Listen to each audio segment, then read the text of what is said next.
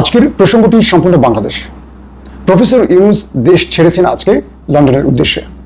একদিকে টিউলিপ সিদ্দিকী শেখ রেহানার কন্যা এবং যুক্তরাজ্যের একজন আইন প্রণেতা, তিনি প্রফেসর ইউনূসের সাথে সাক্ষাতের দাবি করেছেন, অর্থাৎ সাক্ষাতের অনুরোধ করেছেন। অন্যদিকে তারেক রহমানের সাথে প্রফেসর ইউনূসের সাক্ষাৎ হওয়ার সমূহ সম্ভাবনা রয়েছে। এই দুটো তথ্য দিয়ে আমি শুরু করলেও মূল তথ্য এখানে নয়। দর্শক, আমি একটা একটা করে তথ্য দিচ্ছি। সাম্প্রতিক সময়ে বিভিন্ন পক্ষ থেকে যে তথ্যগুলো আসছে যে বাংলাদেশ এক ভয়াবহ অন্ধকারের দিকে ছুটছে, আগামী দিন বাংলাদেশে আরো বড় টেনশনের সময় আসছে। আমাদের শত্রু দেশগুলোর ইন্টেলিজেন্স, কিছু রাজনৈতিক দল বাংলাদেশকে নিয়ে এক অন্ধকার খেলায় নামছে। ভারতের পছন্দ বাংলাদেশের উপর চাপিয়ে দেওয়ার চেষ্টা করছে। ভারত তার অন্যতম তাবেদার শেখ হাসিনাকে হারালেও নতুন করে তাবেদার খুঁজতে চেষ্টা করছে।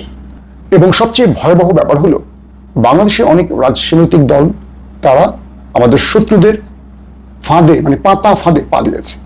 তবে প্রফেসর ইউনূসের সাথে লন্ডনে তারেক রহমানের বৈঠকটি শেষ পর্যন্ত হয়ে গেলে, যেটি শুনছি যে লন্ডনের কয়েকটি সূত্র বলছে বৈঠকটি হবে, যদি এটি হয়ে যায় হয়তোবা অনেক দূরত্ব কমে যাবে, অথবা তারেক রহমান এবং প্রফেসর ইউনূস দুজনে যখন একসাথে কথা বলবেন, আমার বিশ্বাস অনেক দূরত্ব, অনেক সংশয়, অনেক টেনশন, অনেক আতঙ্ক কেটে যাবে, অনেক সমস্যা দূর হবে।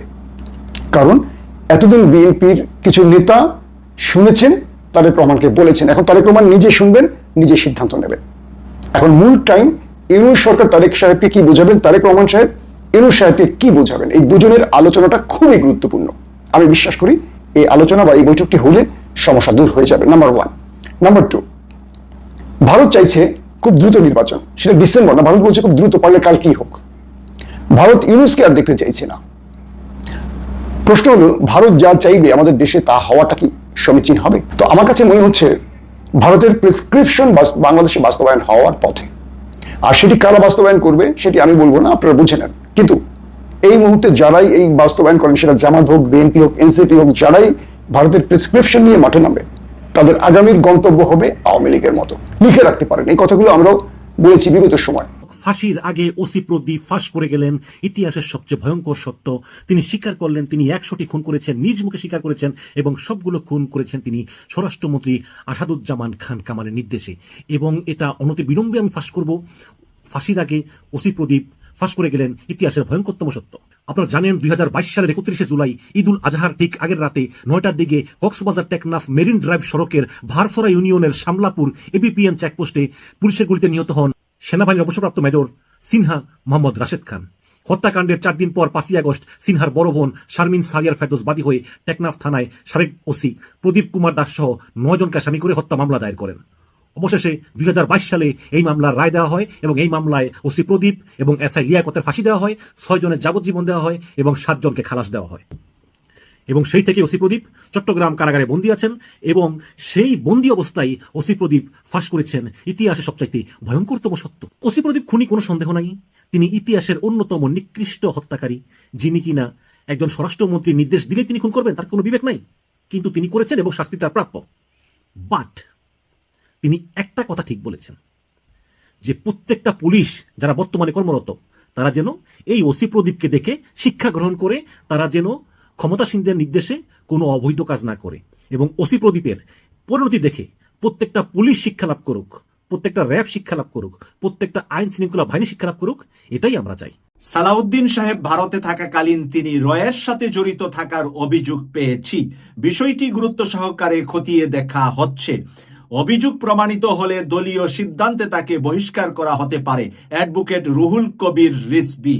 ধরা পড়ে গেছো তুমি রঙ্গিলা জালে। এবার রঙ্গিলা জালে ধরা পড়ে গিয়েছে এবার সালাউদ্দিন আহমেদ। বিএনপির কেন্দ্রীয় নেতা রিজভী আহমেদ এই বক্তব্যটি পোস্ট করেছেন। আর এই বক্তব্যটির উপরে একটি মন্তব্য আমি পেয়েছি দর্শকের মন্তব্যটা গুরুত্বপূর্ণ, একটু আপনাদের সামনে তুলে ধরছি। তাহলে কি আজ বিএনপির প্রবীণ নেতা আলতাফ হোসেন চৌধুরী স্যারের কথাটা সত্য হয়ে গেল? প্রবীণদের কথায় কিছুটা হলেও সততা খুঁজে পাওয়া যায়। স্যারের কথাগুলো আজ কানের কাছে স্পষ্ট শুনতে পাচ্ছি।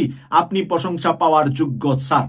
আমরা আলতাফ হোসেন চৌধুরী, যিনি বিএনপির এক সময়ের স্বরাষ্ট্রমন্ত্রী ছিলেন, উনি কিন্তু কিছুদিন আগে রর এজেন্ট বিএনপির ঘরের ভিতরে ঢুকে গিয়েছে এই নিয়ে একটি বক্তব্য দিয়েছিলেন। এই বক্তব্যটি দেওয়ার পর থেকে কিন্তু আলতাফ হোসেন চৌধুরীর আর কোনো বক্তব্য আমরা খুঁজে পাই না, কারণ এজেন্টরাই আলতাফ হোসেন চৌধুরীকে আর কোনো জায়গায় ফোকাস হতে দেন নাই, আর কোনো সাংবাদিকদের সামনে আসা বা কোনো সভা সমাবেশে বক্তব্য কিন্তু আর আমরা আলতাফ হোসেন চৌধুরীর পাই নাই। তাহলে সালাউদ্দিন আহমেদের এতদিনের যে বড় বড় হ্যাডামওয়ালা কথা বলে যাচ্ছিলেন, ওই হ্যাডামওয়ালার কথার লাগাম টেনে দেওয়ার সময় এখন বিএনপির এসেছে। অ্যাডভোকেট রুহুল কবির রিজভী যেহেতু বলেছেন, সেহেতু আমরা আশ্বস্ত বা বিশ্বস্ত হতে পারি যে দলীয়ভাবে তারা তদন্ত করছে ভারতে আসলে কি তার সাথে রয়ের সুসম্পর্ক ছিল কিনা। কারণ আজকের বিএনপিকে বানানোর জন্য বা রয়ের একটি এজেন্ট দল হিসাবে পরিচিতি করানোর জন্য সালাউদ্দিন আহমেদ একাই 50% দায়ী বলে আমরা মনে করছি। কারণ সালাউদ্দিন আহমেদের জন্মই হয়েছে ওই এসালম গ্রুপের গাড়ি দিয়ে। বাংলাদেশে এসে প্রথম তার নিজ এলাকাতে এসালম গ্রুপের গাড়ি বহর দিয়ে উনি গিয়েছেন, এবং ওনার ছেলে এসালম গ্রুপের বর্তমান ম্যানেজিং ডাইরেক্টর বা এমডি পদে আছেন। সেই বিষয়টা ডাক্তার পিনাকি ভট্টাচার্য স্পষ্ট করেছেন, এবং পিনাকি ভট্টাচার্য যে তার ছেলের ছবি দেখিয়ে স্পষ্ট করেছেন, সেটার প্রতিবাদ সালাউদ্দিন আহমেদ সাহেব এমন ভাবে করেছেন যে আমাদের সন্তানদেরকেও কেউ কেউ ইউটিউবাররা টেনে নিয়ে আসছে। যুদ্ধের ক্ষেত্রেও নারী এবং পরিবারকে বাদ রাখা হয়, এখানে আমাদের সাথে যুদ্ধ করতে গিয়ে আমাদের পরিবারকেও টেনে আনছে। কিন্তু সালাউদ্দিন আহমেদ সাহেব এই কথাটা একবারও বলেন নাই যে আমার ছেলে এস আলমের এমডি না, বা আমার ছেলে এস আলম পরিচালনা করে না, অথবা আমার ছেলে এস আলমের অফিসে বসে না। এই কথাটা একবারও সালাউদ্দিন বলেন নাই। এটারও আবার পরবর্তীতে ডাক্তার পিনাকি ভট্টাচার্য প্রতিবাদ করেছেন এবং বলেছেন যে আমার কথাটা অস্বীকারও তো সালাউদ্দিন আহমেদ করার সাহস করলেন না। যদি সালাউদ্দিন আহমেদ সাহেব চ্যালেঞ্জ দিতেন আমাকে যে আমার ছেলে এস আলম গ্রুপে চাকরি করে না, তাহলে বুঝতে পারতাম যে আমার এখানে কোনো আরো ইনফরমেশন নেওয়া দরকার আছে। তাহলে এতে বোঝা গেল যে ডাক্তার পিনাকি ভট্টাচার্যের কথাও সঠিক, আবার সালাউদ্দিন সাহেব ওই যুদ্ধের মাঠে ছেলে মেয়েদেরকে আনে না, সেই কথা বলে নিজের ছেলেকে লুকানোর জন্য শাক দিয়ে মাছ ডাকার চেষ্টা করেছেন, তাতেও তিনি ব্যর্থ হয়েছেন। সালাউদ্দিন আহমেদ যে রয়ের এজেন্ট, তার কিছু দালিলিক প্রমাণ আমরা গত 2 সপ্তাহ যাবৎ অনেক বেশি পেয়েছি। ডক্টর মোহাম্মদ ইউনূস স্যারের সাথে বৈঠকের পরে ডক্টর মঈন খানকে কথা বলতে না দেওয়া, হাত দিয়ে থামিয়ে দেওয়া, ডক্টর মোশাররফ হোসেন স্যারের সামনে বেয়াদবি করা, আমির খসরু মাহমুদের সামনে বেয়াদবি করা, এতে কিন্তু আমিও কথা বলেছি, ডাক্তার পিনাকি ভট্টাচার্য কথা বলেছে। আজকে তার আরেকটি প্রমাণ আপনাদের সামনে তুলে ধরছি। ইত্তেফাক পত্রিকায় আজকের হেডলাইন, চট্টগ্রাম বন্দর বিদেশিদেরকে দেওয়ার এখতিয়ার অস্থায়ী বা অনির্বাচিত সরকারের নেই, সালাউদ্দিন আহমেদ। চট্টগ্রাম বন্দর বা রাখাইন করিডোর বিদেশি কোম্পানির হাতে তুলে দেওয়ার মতো গুরুত্বপূর্ণ সিদ্ধান্ত কেবলমাত্র একটি জনগণের নির্বাচনে নির্বাচিত রাজনৈতিক সরকারের মাধ্যমেই নেওয়া যেতে পারে বলে মন্তব্য করেছেন বিএনপির স্থায়ী কমিটির সদস্য ও সাবেক প্রতিমন্ত্রী সালাউদ্দিন আহমেদ। প্রিয় দর্শক, সেম কথাটা ভারত বলে, সেম কাজটা ভারত চিন্তা করে। ভারতের চিন্তা ওনার কাজ এক হয়ে যাওয়ার কারণে, কারণ চট্টগ্রাম বন্দরে ভারত বিনা মানে নামে মাত্র পয়সায় ভারত বন্দরটা ব্যবহার করে, মগলা বন্দর ভারত ব্যবহার করে। এই বন্দর থেকে ভারতকে উচ্ছেদ করতে হলে ডক্টর মোহাম্মদ ইউনূস স্যার যে পরিকল্পনা নিয়েছে, আন্তর্জাতিক যে কোম্পানিটি পৃথিবীর বেশিরভাগ দেশের পোর্ট পরিচালনা করে, এই কোম্পানিটির মালিক হলো দুবাই আরব আমিরাতের সরকার। আরব আমিরাতের কোম্পানিকে দেওয়া হচ্ছে চট্টগ্রাম বন্দর, যারা নাকি আমেরিকার বন্দর, ইউরোপের বন্দর এবং Australia, New Zealand, Japan, south Korea সহ বিশ্বের ধনী দেশের বন্দরগুলা তারাই পরিচালনা করে। তো সেই জায়গা থেকে বাংলাদেশকে একটা স্ট্যান্ডার্ড মানের সিঙ্গাপুরের মতো একটা স্ট্যান্ডার্ড পোর্টে যদি আপনাকে যেতে হয়, তাহলে অবশ্যই আধুনিক সরঞ্জামাদি যাদের কাছে আছে, যারা আধুনিক সরঞ্জামাদি দিয়ে বিশ্বের বড় বড় পোর্ট পরিচালনা করে, আমাদের দেশে সেই সরঞ্জামাদি এনে কাজ করার জন্য আমাদের দেশের শ্রমিকরাই, আমাদের দেশের ভাই বোনেরাই এখানে কাজ করবে। সকল প্রফিট বেনিফিট বাংলাদেশেরই থাকবে। তারা যে ইনভেস্ট করেছে, তাদের ইনভেস্ট যখন উঠে যাবে, তখন তারা চলে যাবে, রেখে যাবে তাদের সব জিনিস আমাদের জন্য। প্রিয় দর্শক, এই কথাগুলো অনেকবার ডক্টর মোহাম্মদ ইউনূস স্যার বোঝানোর চেষ্টা করেছেন, বলার চেষ্টা করেছেন, তারপরেও কেন প্রতিদিন সে এই কথাটা রিপিট করে সালাউদ্দিন ছাড়া অন্য কারো মুখ থেকে এত রিপিট কেন আমরা পাই না? সালাউদ্দিনকে তাহলে বা ভারত এই জায়গার জন্য একটা ঠিকাদারি দিয়েছে, এসালমের ঠিকাদারি দিয়েছে তার ছেলেকে, আর ভারত ঠিকাদারি বন্দর সহ বিভিন্ন ভারতের সুবিধাগুলা বাংলাদেশে রাখার ঠিকাদারির দায়িত্ব দিয়েছে এই সালাউদ্দিনকে। ওনারে চিনেন? এই বুড়া মানুষটা কিন্তু পাক্কা শেয়ানা। কি যে গেম খেলে বুঝেন না, বুড়াটারে বুঝতে পারবেন এই সামনে আর কিছুদিন পর, এই জুলাই সনদপত্র ঘোষণার পরই বুড়াটারে বুঝা ফেলাইবেন আপনি। ডক্টর মোহাম্মদ ইউনূস স্যার সোজা মানুষ না ভাই, সহজ মানুষ না। দেখতে যতখানি নরম মনে হয় ততটা নরম না, ভিতর থেকে ভীষণ শক্ত। এবং ওনার ব্রেন যেভাবে চলে ভাই, আমাদের ইয়াংদের ব্রেনও এইভাবে চলবে না। দেখেন সারা বাংলাদেশে একটা অভিযোগ শুনতেছেন না ভাই, চাঁদাবাজি হচ্ছে, চাঁদাবাজি হচ্ছে। পুলিশ কেন ঠেকায় না, আর্মি কেন ঠেকায় না? আর পুলিশের মদত ছাড়া কি চাঁদাবাজি হইতে পারে? প্রশাসন হেল্প করতেছে না এই জন্য যে আগামীতে বিএনপি ক্ষমতায় আসবে, তাই পুলিশ প্রশাসন খুব একটা ধরপাকড় করতেছে না, আর্মিও ধরপাকড় করতেছে না। আর্মিও বুঝা ফেলাইছে যে বিএনপি ক্ষমতায় আসবে, এখন থেকেই তাদের সঙ্গে তাল মিলাইয়া চলার চেষ্টা করতেছে। হ্যাঁ, এখন থেকেই তাল মিলাইয়া চলার চেষ্টা করতেছে। এইটাই কিন্তু আমরা বুঝতেছি।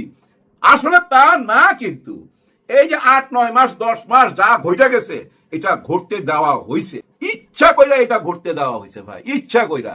কারণ এগুলা যদি না ঘটে মানুষের তো চোখ খুলবে না, এটাই একটা রাজনীতি। মানুষের চোখ খোলার জন্য এই সময়টা দেওয়া হয়েছে। আর এই 8-9 মাসে মানুষের চোখ খুলছে, কানের পর্দা খুলছে ভাই, কানের মধ্যে এখন ঢুকতেছে, ভালো মন্দ বুঝতে পারতেছে, চোখেও ভালো মন্দ দেখতে পাচ্ছে। ভালো আর মন্দের এই দুধ আর পানি আলাদা করার জন্যই এই সময়টা দেওয়া হয়েছে। এটাই শেয়ানাগিরি ভাই, এটাই শেয়ানাগিরি। দেখেন যে যেভাবে পারতেছে ওনার সমালোচনা করতেছে, কিন্তু ওনার কি সুনাম কমতেছে? মোটেও না, দিন দিন ওনার সুনাম বাড়তেছে। কিভাবে বাড়লো? ওই সিচুয়েশনটা উনি তৈরি করে দিছে। ওই যে প্রথম থেকেই যদি ধরপাকড় শুরু করে দিত ভাই, ওই পরিস্থিতি তৈরি হইতো না, আপনাদের চোখ খুলতো না। সবাইকে দেখাই দিছে, দেখো একদল ক্ষমতা থেকে চলে গেছে, আর যে দল ক্ষমতায় আসবে তাদের কার্যকলাপ গুলা তোমরা নিজের চোখে দেখো। যার জন্য ওনার ভাষণে উনি বলছেন না যে আপনাদের কাছে যখন ভোট চাইতে যাবে তখন কসম কাটাবেন, ওয়াদা করবেন যে আমাদের জন্য কি করবেন, জুলাই সনদপত্রে যা ঘোষণা করা হইলো তা কি রক্ষা করবেন, জুলাই গণ অভ্যুত্থানের সাথে যারা জড়িত ছিল তাদেরকে কি আপনারা বুকে টাইনা নিবেন, নাকি তাদেরকে শত্রু বানাবেন, কোনটা? এসব ওয়াদা যারা করবে তাদের কি ভোট দিবেন? আর এসব ওয়াদা কিন্তু অলরেডি করা শুরু হয়ে গেছে। জামাতে ইসলাম এসব ওয়াদা করতেছে, এনসিবি ডোর টু ডোর যাওয়ার চেষ্টা করতেছে, এই কসম কাটতেছে, ওনারা এই ওয়াদা করতেছে। ওয়াদা যারা করতেছে না তারা কি বলতেছে যে আমাদের সঙ্গে আছে সবচেয়ে বেশি দল, ওনাদের সঙ্গে নাকি 50টা 60টা দল আছে। আসলে ভাই ব্রাদার, আপনারা খেয়াল করে দেখেন, কিছুদিন আগে আমি নিজে দেখছি একটা অনুসন্ধানী রিপোর্ট, এক সাংবাদিক ভাই একটা অফিস খুঁজা বেড়াইতেছে, একটা পার্টি, নতুন পার্টি যাদের নিবন্ধন হয়েছে, ওই নিবন্ধন নিয়ে উনি খুঁজা বেড়াইতে বেড়াইতে কোথায় মালিবাগ চৌধুরী পাড়া যায় এক বাড়ির মধ্যে অফিস পাইছে, মানে ঘরের মধ্যে অফিস। ওইখান থেকে ফোন দিছে যে আপনার অফিসের সামনে তো আমি দাঁড়ানো, এটা কি আপনার অফিস? এটা তো আমি দেখতেছি বাসা বাড়ি। তখন কইতেছে না না, আমরা তো অফিস খুঁজতেছি, খুব তাড়াতাড়ি অফিস নিয়ে নেবো, তখন আপনি আইসেন। টেলিফোনে শুনাইতেছে কিন্তু ওই প্রতিবেদক। চিন্তা করছেন যার জন্য এত দল হয়েছে, ওরকম দলও আছে, ওগুলা কাউন্ট করলেও হবে না। দল তো হাতে গোনা কয়েকজন ভাই, বিএনপি, জামাতে ইসলাম, এনসিপি, চরমনাই, ইসলামিক আন্দোলন বাংলাদেশ, এই তো আরো কয়েকটা দল আছে ভাই। সবকিছু এখনো মুখস্থ হয় নাই আমার, ধীরে ধীরে মুখস্থ হবে। কিন্তু আমি এই 6-7টা দলকে ইম্পর্টেন্ট মনে করি। কিন্তু অনেক দলই আছে, যেমন জাতীয় পার্টি, ওটাও কিন্তু একটা গুরুত্বপূর্ণ দল। কিন্তু এই দলটি বর্তমান যেমন ভূমিকা, খুব প্রতিবাদী কিন্তু জিএম কাদির সাহেব, বর্তমানে ফ্যাসিবাদ বলতেছে বর্তমান সরকারকে। কিন্তু এরকম যদি 16 বছর বলতো, এই দেশের ভাগ্যটা অন্যরকম হইতে পারতো। গত 16 বছর কোনো বিরোধী দল তৈরি হয় নাই। আমাদের দেশে যারা রাজনীতি করে তারা বিরোধী দল তৈরি করে না, ওই যে পোষা বিরোধী দল তৈরি করে, পোষা পাখির মতো। তোতা পাখিরে যা শিখাই দিবেন তাই তো বলবে, সেই পোষা পাখি পালে তারা, অরিজিনাল কোনো বিরোধী দল তৈরি করে না। বিরোধী দল ছাড়া ভাই এই দেশে রাজনীতি করতে পারবেন না, শক্ত বিরোধী দল লাগবে। বিরোধী দল ছাড়া প্রধান দলের কোনো ভ্যালু আছে ভাই? নেগেটিভ পজিটিভ থাকতে হবে। এই পৃথিবীতে যা কিছু দেখেন নেগেটিভ পজিটিভ জোড়া জোড়াই থাকতে হবে, তাই দলের সাথে বিরোধী দলও থাকতে হবে, এইটা মনে রাখেন। আর আমি কেন বললাম বুড়াটা পাক্কা শেয়ানা, এখন তো বুঝতে পারছেন। উনি কিন্তু খুব ঠান্ডায় মাথায় দেশের মানুষের মনের মধ্যে ঢুকে যাচ্ছেন। ওই যে মনে আছে উনি বলছিলেন যে এই দেশের রাজনীতিবিদরা আমার সামনে এসে এক কথা বলে, বাইরে যায় আরেক কথা বলে, মানে ডবল ফেস। এই ডবল ফেসের মানুষগুলাকে সামনে নিয়ে আসবে, এই জুলাই মাসেই সামনে নিয়ে আসবে। এই জুলাই সনদপত্রের মধ্যেই তাদের মুখোশ খুলে দিবে। এই দেশের রাজনীতিবিদরা যে ডবল ফেসের, ভিতরে এক কথা বাইরে এক কথা, এই দেশের রাজনীতিবিদরা যে ভিতরে একরকম বাইরে একরকম, ওই মুখোশটা খুলে দিবে ভাই, একেবারে চেহারা থেকে না নেকাবটা সরায় দিবে।